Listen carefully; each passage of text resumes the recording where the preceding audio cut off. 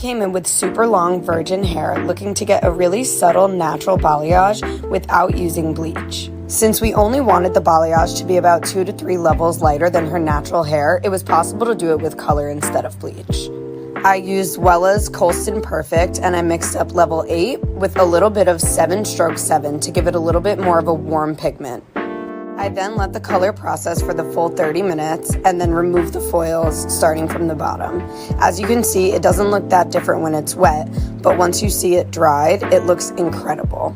We also cut her hair and shaped it up because it had been since before quarantine that I'd done her hair. I wanted to show you guys the difference of it under the natural light and then also in the ring light. Here in natural, you could see the warmth, and in the ring light, you could really see the shine and the dimension in the hair. I really love how healthy her hair looks, and she was so in love. My client, who I've been doing for a few years now, and she always just lets me do whatever kind of bright, vibrant color scheme that I want. She has a friend who's also a stylist who does her hair in between, so I basically just follow her sectioning, and we do a double process in the bottom section, and we do balayage to lay over it. I first applied the lightener in the bottom section about a ½ inch away from the scalp so that could process first. While that was processing, I also applied the balayage on the top. After applying the balayage, I then ran the lightener onto the root of the bottom section as well, and applied color remover on the ends while that was sitting. I mixed up all the different colors of the rainbow that we were going to be using, and applied the top section first so I can put it in a nice, neat little space bun and get it out of the way. As I was applying it, we were already so in love with this top color. I added 2 little accent rainbows for her face frame so that when the hair would fall forward, you would see a full rainbow going down. I then used the same colors to create a rainbow effect in the back that would peek through underneath the pink balayage that was on the top. We also cut a few inches before applying the color so her hair looked so healthy, so shiny, and the color was so vibrant and gorgeous. On top of completely transforming the color, we also added an undercut and made that rainbow as well, just for fun. I love when my clients get creative, and I absolutely am in love with this color scheme. This is my client Sophie, who came in wanting to take this faded blue color that she had done herself and turn it into a beautiful sunset ombre. The first thing I did was put lightener on her roots and waited for that to lift to about a level 8. Once that was almost ready, I then applied Pulp Riot Blank Canvas Color Remover on her ends. I like to use color remover on previously lightened hair because it's a lot more gentle than bleach. I mixed up the colors that we were going to be using and was so excited to use my new brush set from Framar. I like to use a brush that has a tail comb in the back when I'm applying the roots because it helps me to keep the sections really neat. I then took ½ inch sections throughout the back, applying the purple first and then blending it down into pink, orange, and yellow. I rinsed her hair with super cold water to avoid any bleeding, and we were so obsessed with the outcome of this color. It was seriously everything that we wanted. I also wanted to show you guys what it looked like straight because it was just so beautiful no matter what. Whenever I'm mixing my vivid colors, I always add a little conditioner into the mix so that it could act as a treatment while it processes. I was so excited to create this look for my client because it's seriously one of my favorite color schemes. I came in looking to retouch her double process blonde, but it had been a little long since her last appointment, so we had to do her roots in 2 separate steps. First, I applied the lightener about an 1/8 of an inch away from the root until that was ready. Then I applied it onto the root as well. That little area by the root lifts super quick because the heat from the scalp allows it to process faster. I then shampooed her hair with Amika's Bust Your Brass purple shampoo and let that sit for a few minutes before toning.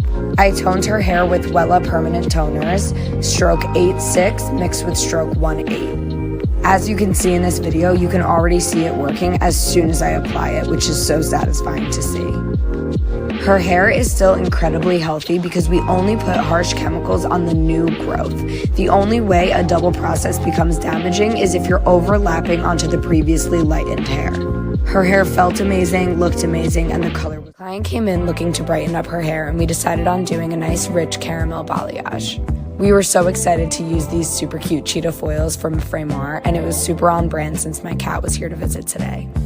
We loaded a bunch of these foils in her hair and let it process for about 30 minutes each section until it was ready. We toned it with 677 and 775 from Color Touch to give it a nice, rich, warm tonality.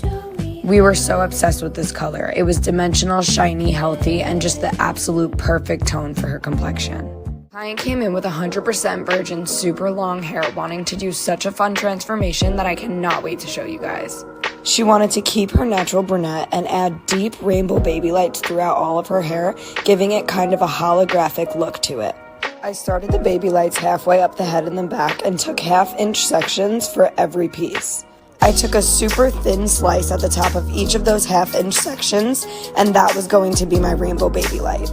She only had to process for about 25 minutes after I was done applying, and as you can see, the lift was so perfect. We trimmed her hair and then air dried it before applying these rainbow baby lights all throughout the head. They were so super satisfying to see wet, and we could not wait to dry it. I shampooed, conditioned, and treated her hair with Beach Waver's Stay Strong products, and I also curled her hair using Beach Waver's 1-inch barrel curling iron as well. We were so obsessed with the outcome of this color, and we literally just could not get over it.